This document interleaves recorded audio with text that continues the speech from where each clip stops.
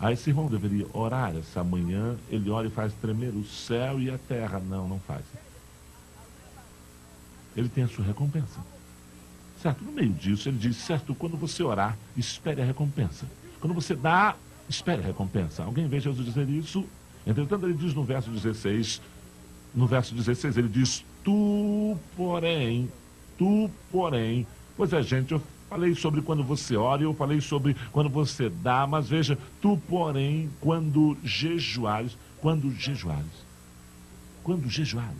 Agora a implicação é isso que ele está dizendo, você precisa dar, você precisa orar, agora veja isso, você precisa jejuar. Pessoal, vou dizer, eu percebi algo ontem à noite, os 3 meios mais poderosos para ter intimidade com Deus são dados nessa pregação. Se você quer realmente desenvolver uma forte relação com Deus, se você realmente quer desenvolver uma intimidade com o Pai, onde Ele te conhece e você o conhece, Ele nos dá as 3 formas bem aqui. Você tem que dar, você tem que orar e tem que jejuar. E quando você dá, e quando você ora, e quando você jejua, vai desenvolver uma proximidade com Deus, que você nunca experimentou antes. Ele diz, quando jejuardes, não vos mostreis contristados como os hipócritas, porque eles desfiguram seus rostos, para que os homens vejam que estão jejuando. Ele disse, em verdade vos digo que já receberam a sua recompensa. Tu, porém, quando jejuares, unge a tua cabeça e lava o teu rosto, usa um desodorante, penteia o seu cabelo, para não mostrar aos homens que estás jejuando, mas o teu Pai que está em secreto, o teu Pai que vem em secreto, te recompensará.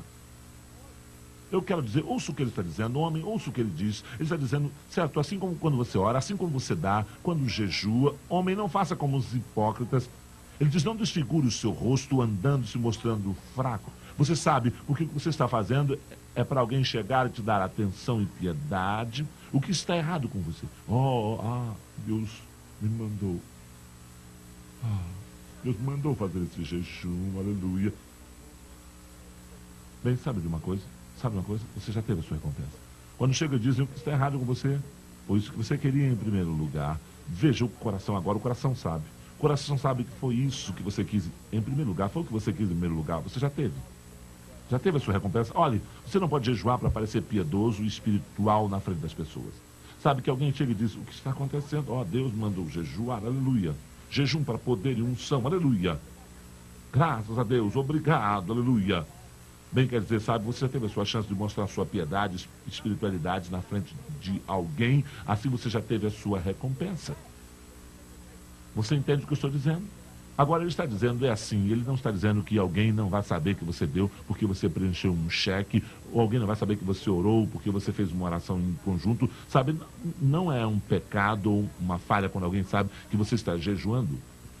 Você sabe, algumas pessoas estão por perto, sabe, e te convidam para almoçar. Ei, você quer almoçar? Elas passam todas essas coisas, bem, sabe, eu acho que eu não vou sair hoje. Mas como não? Bem, sabe, eu não quero, tudo que você tem que fazer é dizer, estou jejuando hoje. E aí não vai estragar nada, porque seu motivo não é receber a atenção ou o aplauso deles por jejuar. Isso é um fato. Te convidaram para almoçar.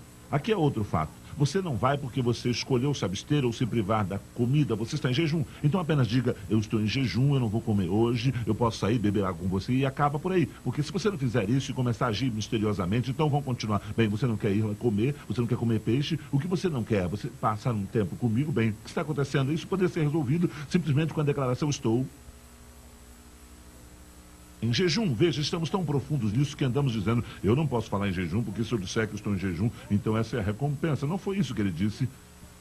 Não foi isso que ele disse, não foi esse o seu motivo. A menos que fosse o seu motivo, tentar fazer alguém te perguntar, mas você conhece seu coração? Você tem certeza de que não tenta enganar o seu coração?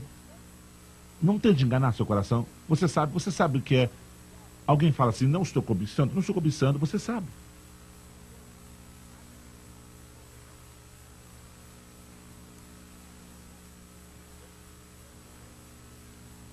Pois é, gente. Fico pasmado. Jesus disse, quando você jejuar, faça em segredo e eu farei a recompensa chegar. Uma recompensa. Você sabia que você pode jejuar pelas suas dívidas e de acordo com essa palavra, você vai ter a recompensa da remoção. Se você passar algum tempo jejuando e orando por isso, jejuando e orando, sabe, no começo desse ministério, eu fiz um compromisso com Deus, eu não vou pedir nada para ninguém. Eu disse, isso vai me fazer saber se eu tenho que fazer isso, porque para toda visão tem que haver provisão. Em outras palavras, Deus tem que ser a favor da sua visão ou contra a sua visão. E eu sabia que se eu tivesse que ir e pedir às pessoas, eu nunca saberia se eu realmente tinha que fazer aquilo. Eu tomei uma decisão, eu não vou pedir nada, eu não vou pedir cadeiras, se eles fecharem as portas, estaria tudo bem para mim, pelo menos eu saberia que não era. Mas para toda visão tem que haver provisão. E eu quero te falar, eu creio em Deus e tive que passar horas em jejum e oração, e Deus se manifestou todas as vezes, e eu não devia a ninguém nada mais do que o amor. Eu não tive que sair pedindo para ninguém, enquanto falava que o Senhor me chamou para esse ministério, mas você pode me enviar $1.000. Eu não fiz isso. Se são $1.000, se não estivessem lá, então obviamente talvez não teria que estar fazendo. Mas muitas pessoas, para falar sobre Deus, as incumbiu de algo, elas têm sempre que ir e pedir aos outros. Sabe, Deus tem que ser o provedor dessa visão. Se Ele deu a visão, Ele seguramente proverá. Você não ouviu o que eu estou dizendo? Você não ouviu o que eu estou dizendo? E você deve querer que Deus pague por ela, porque isso confirma que Ele te chamou para isso. Mas se você tem sempre que pedir para alguém fazer algo para você, então talvez você deveria estar fazendo o que você disse que Deus te mandou fazer. Me aborrece, porque é como se você tentasse envergonhar meu Deus. Eu sei que quando Ele chama uma visão, Ele a sustenta. Ele sustenta, Ele paga as contas. Ele quem faz a obra. Mas o negócio é, as pessoas estão tentando enganar o seu coração. Elas sabem muito bem que Deus não as chamou para fazer aquilo. Elas estão só tentando subir no lugar alto, se exaltando mais alto do que deveriam se exaltar. E Deus não aceita isso. É esse que é o negócio. Quando jejuar, espere a recompensa. Quando jejuar, espere a recompensa. Quando você der, espere a recompensa. Mas, gente, eu estou tentando te convencer de uma coisa, que jejuar está no trio que produz poder e relacionamento com Deus. Não é só ação, mas compromisso. Confira o que acontece quando você jejua. O jejum fica Deus. O jejum é o botão que aumenta o grau da sua oração e aumenta o grau do seu dar. É isso que precisamos tomar posse. É a coisa que brilha, impele para outro nível. Impele sua oração para outro nível. Impele seu dar para outro nível. Imagine dar e acreditar em Deus para sair das dívidas. Aí você passa algum tempo jejuando sobre aquilo. E Deus não está te pedindo para jejuar 40 dias. Sabe, uma das 2 refeições ou 2 dias já está bom para Deus. Porque lembre-se, o jejum não impressiona Deus. Ouça, Deus não é Deus quem precisa fazer jejum. O jejum é para você. Acorda. Acorda. Eu vim aqui, eu pensava que eu ouvi uma pregação, por isso, porque você não tem palavra. Estou comprometido em todo esse ano a ensinar o Evangelho sem meio termo, a palavra do Deus vivo, porque você não muda a vida das pessoas. Escute, você não muda a vida das pessoas as entretendo. O único modo de mudar a vida das pessoas é pondo a palavra de Deus dentro delas, lançando algo dentro delas que produz visão, que pode ser assimilada em seu espírito e agora se torna aquela palavra, a palavra que torna carne e habitar entre os homens. Mas se nenhuma palavra é pregada, se você não ouve a palavra alguma, você fica nessa mesma posição que está agora. Até que alguém venha e te desafie e diga que você pode fazer melhor. E agora você tem que enfrentar este fato. Se você vai fazer melhor ou se você não vai fazer melhor, vai ser baseado na sua vontade de mudar ou não. E você tem que começar a dormir os sábados, você para de cochilar. Mas eu te acordo porque eu te amo. Eu te acordo de vez em quando, até que finalmente você venha me ouvir. Eu vou ter que dizer, ei, você cochilar. Acorda. Deve ter significado alguma coisa, porque vemos todo mundo na Bíblia fazer isso. Ana deve ter sido escarnecida. Jejuou e orou para Deus lhe dar um filho. Em 1 Samuel capítulo 1. Samuel conduziu uma nação no jejum pelos seus pelos seus pecados. Por causa do pecado deles, ele conduziu aquela nação jejuando e os tirou daquela situação. 1 Samuel 7. Davi jejuou com seu filho Seba. Seu filho estava morrendo e Davi fez um jejum em 2 Samuel 12. Daniel jejuou quando ele buscou orientação especial de Deus. Quantos aqui sabem que você precisa de orientação especial? Amém? Bem, veja como ter orientação especial quer dizer, quando eu realmente preciso ouvir de Deus, eu vou em jejum. Quando eu recebo direção para o ano, eu vou em jejum. Eu jejuo e oro. Quer dizer, sabe, você não consegue só pelo fato de ficar parado, você tem que jejuar e orar. Assim eu posso ouvir de Deus e posso ouvir claramente de Deus. Olha, eu sei que eu ouvi de Deus nas pregações deste ano, em tudo que eu me preocupei. Por quê? Porque eu fiz jejum e orei, como todos os outros, da palavra de Deus. Eu não vou tentar inventar moda. Eu sei que esse é o único modo para ter a orientação que preciso de Deus.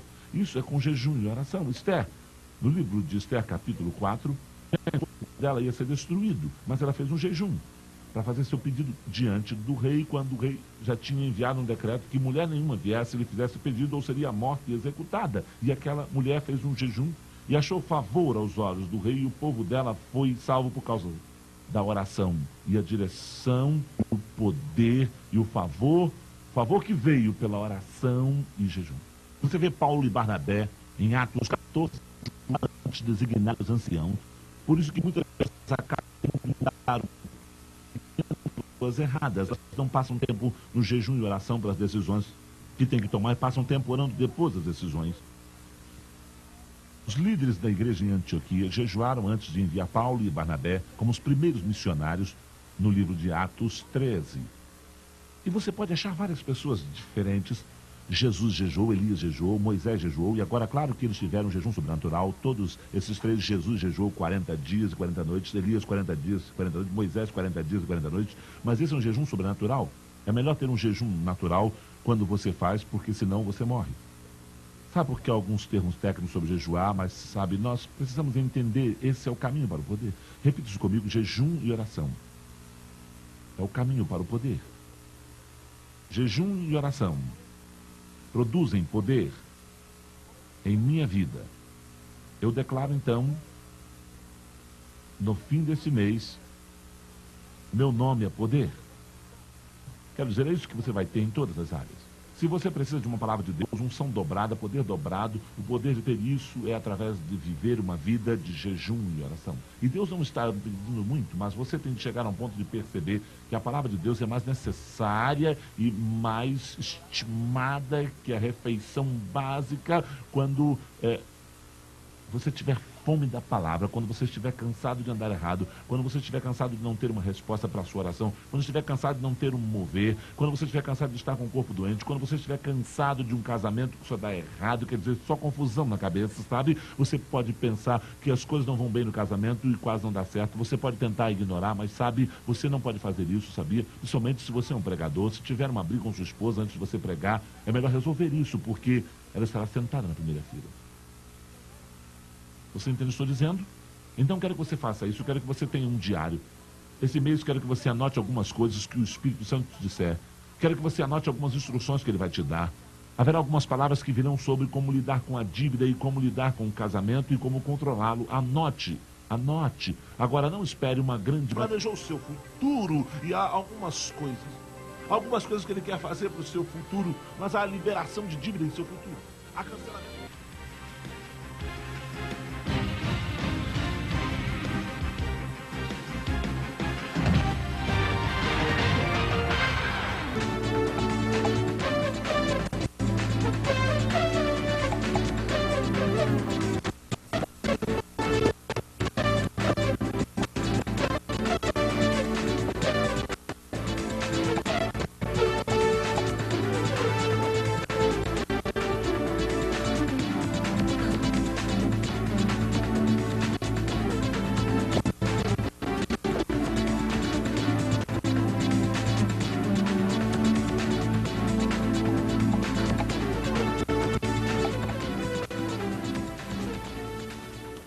E aqui diz, no versículo 32 de Daniel 11, O que perversamente violar o pacto corromperá com lisonja, mas o povo que conhece ao seu Deus se tornará forte e fará grandes proezas. No corpo de Cristo há aqueles que estão por estar, mas há os que estão no corpo e que influenciam a nossa sociedade. Às vezes me pergunto se a maioria dos cristãos é só de oba-oba, curtem as coisas de Deus, gostam de estar às voltas com movimentos ligados a Deus, usam camisetas e tem todas essas merchandises, essas quinquilharias do cristianismo, como adesivos com frases cristãs no para-brisa, roupas tipo militar com estampas cristãs, símbolos do peixe e todas essas coisas. Eles são bons, mas Deus quer que você vá além da emoção de ser um cristão e comece a demonstrar isso em sua vida. E aqui diz: aquele que conhece é o seu Deus. Bem, você precisa fazer a pergunta: o que é o verbo conhecer? Não, você conhece os seus pais? Sabe, às vezes você ouve pessoas dizendo: sabe, eu conheço o presidente dos Estados Unidos da América. Não, você não sabe. A esposa dele é a única pessoa que o conhece. Não é? Sabe, quando você diz que você conhece alguma coisa, você está dizendo que você experimentou o que você conhece. Não de um livro, não de um filme ou documentário. Você estava. É como você sabe do que se fala. O povo que conhece o seu Deus. Não diz o povo que sabe de Deus. Acho que a maioria de nós sabe de Deus, mas nós sabemos o que Deus fez. Até ouvimos pessoas falando dos velhos tempos, quando Deus fez isso, quando Deus fez aquilo. Foi muito bom. Mas às vezes as pessoas dizem: se você estivesse lá, eu estava lá, estou agora. É no que você está te ajudando nesse momento. A Bíblia fala que é agora. Servimos a um Deus de agora. Deus pode se referir aonde você está agora, assim como ele pode se referir a Sadraque e Abednego quando foram parar na fornalha ardente. Deus está lá. Daniel, um homem que se recusou a se comprometer, e ele tomou posição em Deus. Ele foi lançado na cova dos leões. Ele não estava crendo que ia parar lá, mas acabou lá. Você sabe o que ele fez? Ele disse: bem, se é assim que vai ser, ei, leão, vem aqui, vem, fecha a boca, vai deitar, eu vou te fazer de travesseiro. Verdade. Sabe que Mesaque e Abednego disseram: ei, vamos aquecer nossas mãos nesse fogo aqui? Por quê? Porque conheciam a Deus. Quando você conhece Deus, você não tem medo de passar por coisas. Ah, eu vou orar, eu não quero passar. Por que você não quer passar? Gente, se eu não tivesse um problema, eu nunca saberia que Deus poderia resolvê-lo. Os problemas são muito empolgantes. Oh, glória a Deus. Jesus, o que vamos fazer agora? Veja, você tem que... Perceba que Deus quer que você aprenda a se colar com Ele, a depender dEle, e deixar que Ele... Lembre que eu disse na semana passada que quando diz em Malaquias, rouba o homem a Deus, ele está dizendo que roubamos a Deus quando não damos a Deus a oportunidade de se mostrar forte. Quando você deixa o medo te paralisar, você vê, o medo é a falsa evidência que parece real. O motivo de você não fazer muitas coisas é porque tem medo de morrer. A Bíblia diz que o medo da morte... Igreja, até que você esteja pronto para morrer, você nunca vai viver. Você precisa ouvir isso. Você vai morrer, então comece a viver. Deixe a morte te pegar no caminho. Eu tenho medo. Não corremos riscos na vida. Olha, nós precisamos aceitar os desafios que Deus coloca diante de nós. Aquele que conhece o seu Deus, uma vez que você sabe que Deus te garante, uma vez que você sabe que Deus pode te proteger, uma vez que você sabe disso, você não tem medo. O medo paralisa muita gente de desfrutar do que Deus tem guardado para elas. Todo cristão precisa conhecer ao seu Deus. Aquele que conhece ao seu Deus. Nem todo mundo conhece. Eles sabem, mas não conhecem. Eu conheço Deus baseado no que Ele me fez. Foi Davi que chegou perante o rei Saul quando todo mundo estava assustado por causa de um cara gargantão chamado Golias. Ele chegava todo marrentão e desafiava o exército do Deus vivo. Falava contra Deus, amaldiçoava Deus, e todos eles se escondiam no buraco, assustados. Mas Davi entrou em cena e ouviu isso e disse: quem é este filisteu incircunciso que desafia o exército do Deus vivo? Seu irmão Eliabe disse: menino, vá para casa, cuida das ovelhas que você tem. Você veio ver a batalha? Não havia batalha, não estavam lutando. O que eu fiz agora? Ele disse: não há uma causa? Então o levaram diante do rei Saul e Saul perguntou quais são as suas credenciais para ir contra Golias. Ou seja, qual a sua experiência? Suas credenciais são baseadas em sua experiência, no seu currículo. Ok? Alguns mentem sobre isso, hein? Quando você escreve alguma coisa, é o que eu sei fazer. Por quê? Porque você experimentou, não foi porque leu no livro. Porque a vida não é baseada em continuação. Não é baseada em quanto tempo você vive. É baseada no que você contribui para a sociedade. Eu quero contribuir com algo. Eu quero que minha vida reflita a minha fé. Amém? E ele foi contra Golias e o venceu. Ele derrotou Golias. Baseado em quê? No seu conhecimento. Ele disse: o meu Deus vai entregar. Deus vai. Ele profetizou. Ele lhe disse o que ia fazer. Veja, quando você conhece Deus, você pode contar para o diabo o que vai fazer.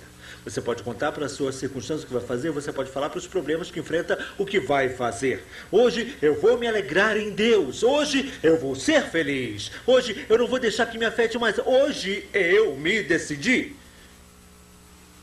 Alguns aqui estão falando de quão ruim, difícil é a vida. Bem-vindo ao planeta Terra.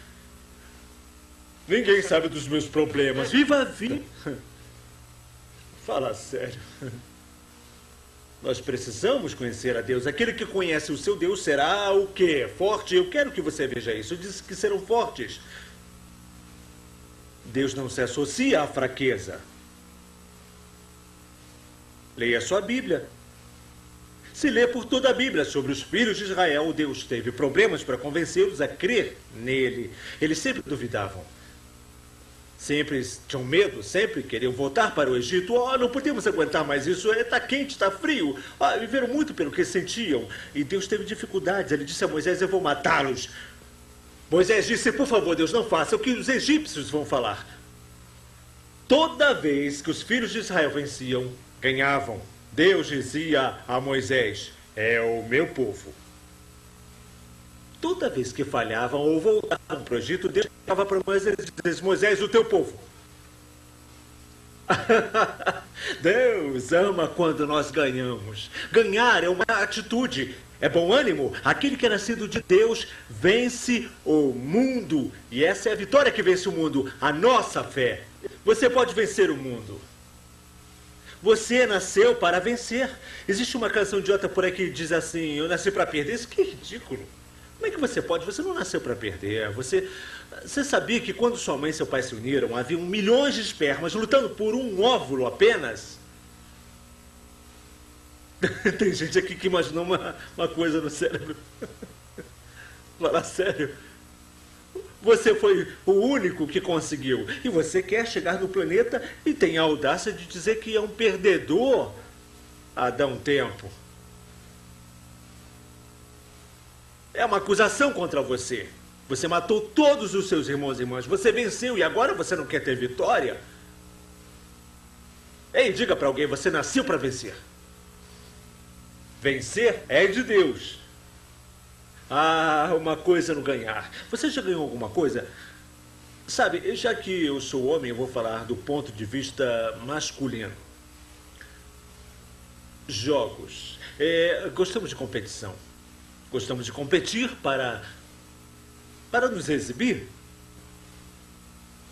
Mulheres, não me olhem desse jeito. Vocês adoram competir. Olham de cima e embaixo. Tá ligado? Pra ver, ficam só olhando quem tem menos, quem tem mais. Fala sério, irmãs, fala sério.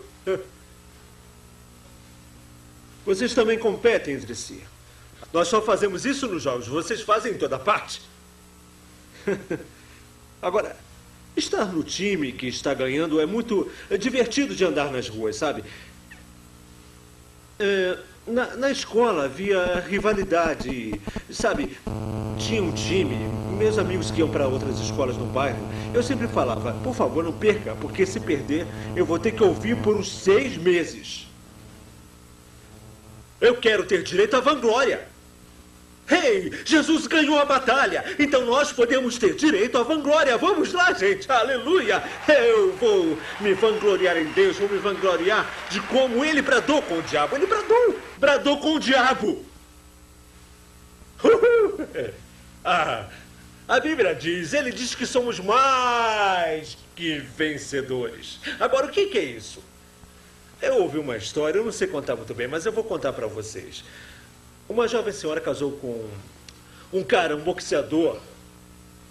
E ele tinha bíceps enormes, corpo malhado, pugilista. E ela tinha uns 50 quilos. E aí ele treinou para uma luta e treinou muito por meses para isso. E foi para cima de um campeão forte. E ela estava lá só para apoiar o marido, friccionar os seus bíceps depois que ele voltava do treino. E ele dizia, amor, dói aqui e ali. E ela friccionava, fazia massagem, essas coisas, né? E aí ele entrou na luta e apanhou muito. Apanhou muito mesmo.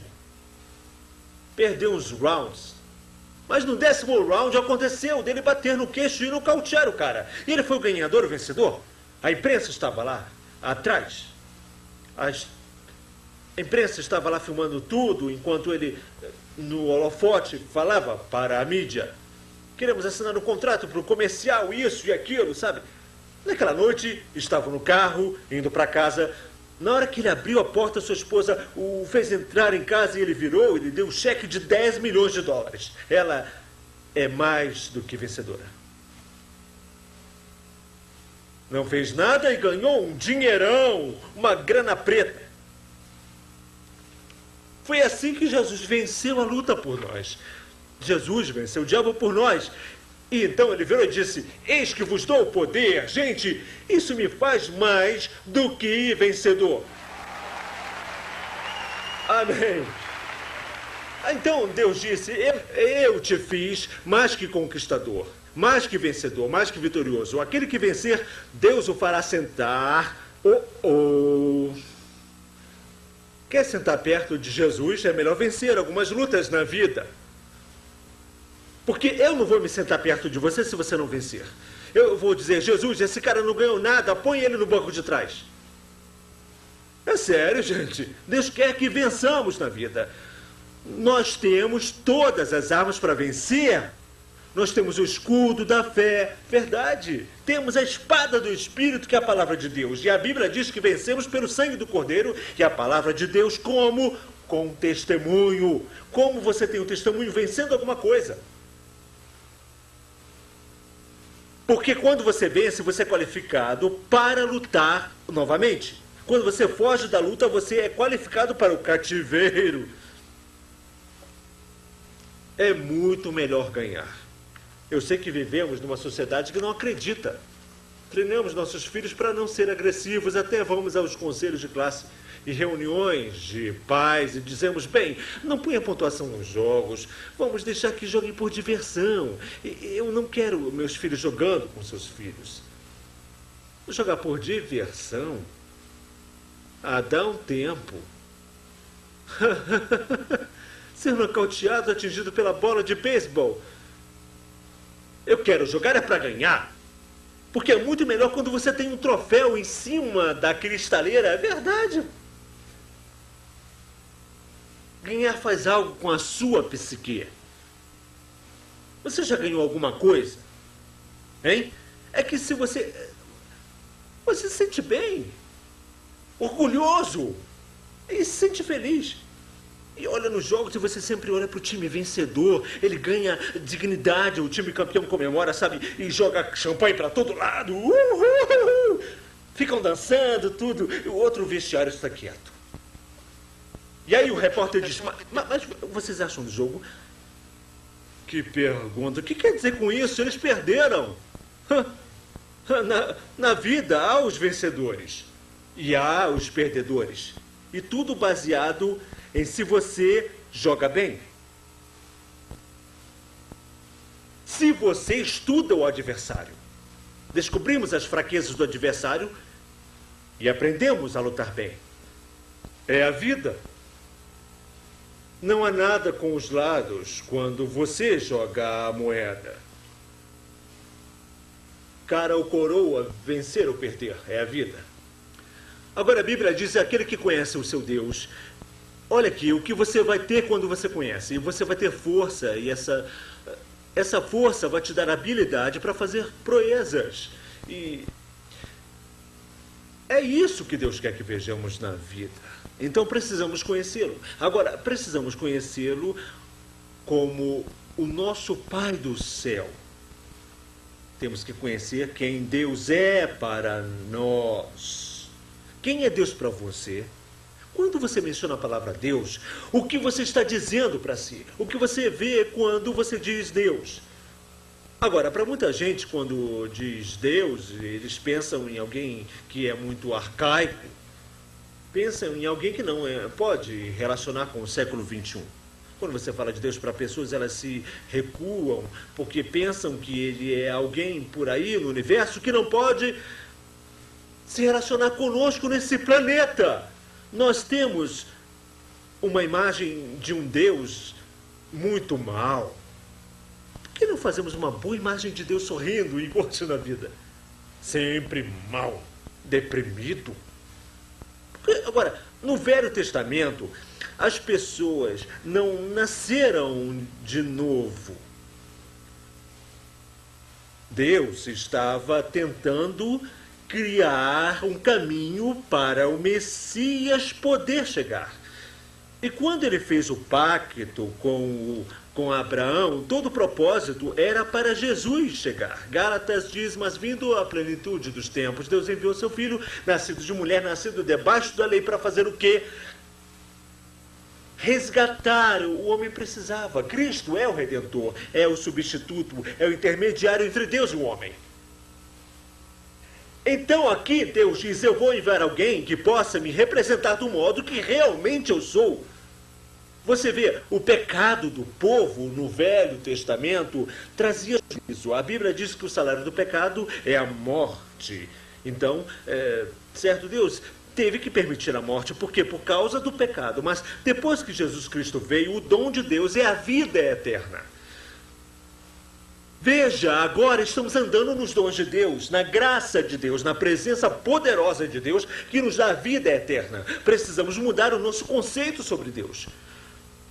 Quando Jesus Cristo entrou em cena, ele trouxe um novo conceito de conhecer Deus como o Pai Celeste. Agora veja em João, capítulo 14 comigo. Seus discípulos que tinham muita dificuldade em assimilar e entender o que Jesus estava falando quando falou de Deus como o Pai. E aí, eles só conheciam Deus como um Deus mau, um Deus julgador. Conheciam o Deus da antiga aliança, Conheciam um Deus que abriu a terra e tragou o povo. Conheciam um Deus que, quando se irava, destruía tudo, tinha problemas com ira. Mas ele fez a administração em ira e está calminho. E bum! Se acalma, tá legal? Agora, realmente, ele não suporta pecado. A Bíblia diz que sem santidade nenhum homem verá Deus. Era o pecado que destruía tudo, não Deus. Agora, Jesus Cristo entrou em cena, nascido de mulher, nascido debaixo da lei, para resgatar o que estava debaixo dela. No momento que você aceita Jesus, você faz parte dos remidos. Resgatar é fazer voltar à função original. E quando Deus nos resgata, Ele nos volta à nossa função original. Antes de Adão pecar, é onde Deus nos vê. Ele nos vê do ponto em que Ele disse a Adão: ser frutífero, multiplicai, povoe, lidere e tenha domínio. É desse modo que Deus nos vê, debaixo do sangue. Deus não me vê como um velho pecador que vai para o inferno. Você não vê em lugar nenhum do Novo Testamento que Jesus disse ao homem que ele iria para o inferno. Fala sério. Tá ligado, irmão? O inferno não foi criado para os homens. O inferno foi criado para o diabo. Mas o inferno tem que aumentar porque o homem fez a escolha do engano de Satanás levá-los para lá. Mas os discípulos não tinham...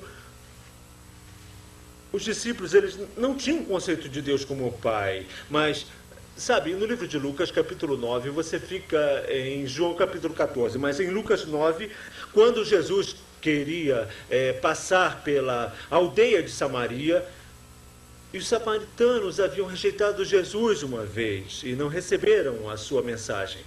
Não receberam. E ele disse: eu tenho que ir a Jerusalém, e é muito mais fácil passar por Samaria para chegar lá. Eles queriam ir passar por Samaria. E quando eles rejeitaram, quando os samaritanos rejeitaram Jesus, ouça o que os discípulos disseram: Jesus, queres que clamemos fogo do céu para consumi-los como Elias fez? Eles disseram: vamos destruí-los. E Jesus olhou para seus discípulos e disse: não sabeis de que espírito vós sois? Pois o Filho do Homem não veio destruir as vidas de homens, mas salvá-las. Igreja, vamos começar a dizer aos pecadores que eles podem ser salvos. Sabe o que eu digo ao pecador quando ele está xingando com alvoroço? Eu digo: cara, você vai ser um adorador. Quando você nascer de novo, cara, você vai louvar muito. Você vê gente na igreja louvando, eles eram os que xingavam pra caramba. Pode botar fé. Elas louvavam ao diabo como seu Deus. Agora que elas são de Jesus, Jesus é o Senhor. Todo ser que respira, louve ao Senhor. Mas em João, capítulo 14, vamos ver o versículo 6. João 14, versículo 6. Você vê onde Tomé... Veja o versículo 5. Tomé disse a ele: Senhor, não sabemos para onde vais e como podemos saber o caminho? Respondeu-lhe Jesus: eu sou o caminho. Veja que ele não disse: eu sou um dos caminhos. Eu sou o caminho, a verdade e a vida. Ninguém vem ao Pai senão por mim.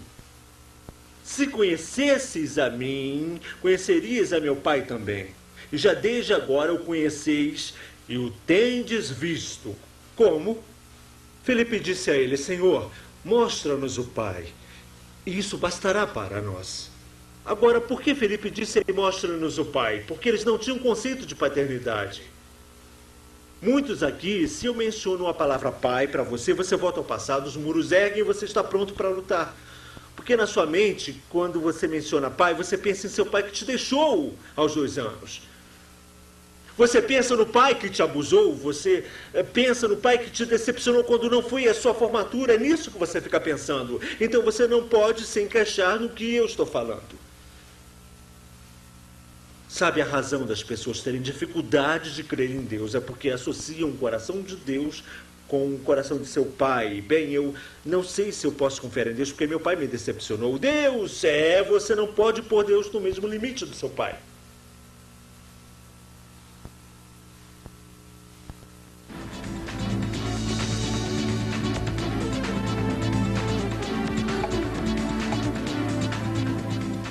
Nós temos que mudar nossa mentalidade, a ideia de que Deus é um ser supremo e que está em algum lugar do universo que os humanos não têm acesso, não podem se relacionar.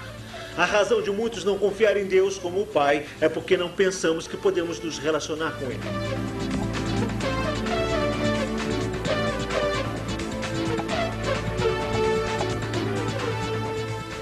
Você recebeu algo da palavra de Deus hoje que você pode aplicar à sua vida. Amigos, eu creio em Deus que o que você ouviu e ouviu é algo que você pode aplicar. Você sabe que estamos falando do que todo crente precisa saber sobre sua ligação com Deus. E uma das coisas da qual falamos é que o que você acredita que Deus é vai determinar seu relacionamento com Ele. Ao falarmos em ver Deus como Jeová Jireh, em ver Deus como alguém que pode entrar em sua vida, fazer sua vida significante, Deus nunca quis que você vivesse a vida só. Deus quer que você esteja conectado, ligado a Ele. E como a semente precisa da terra e o peixe precisa do oceano para sobreviver, amigo, nós precisamos de Deus. Eu quero orar agora para que o que você viu e ouviu possa ser aplicado à sua vida. Pai, eu oro para que cada pessoa possa ter uma ligação contigo hoje e não deixe que seus sentidos dominem e controlem suas vidas. Mas Deus, que elas possam ver que quando estão ligadas em Ti, que elas podem receber a vida que Tu tens para elas.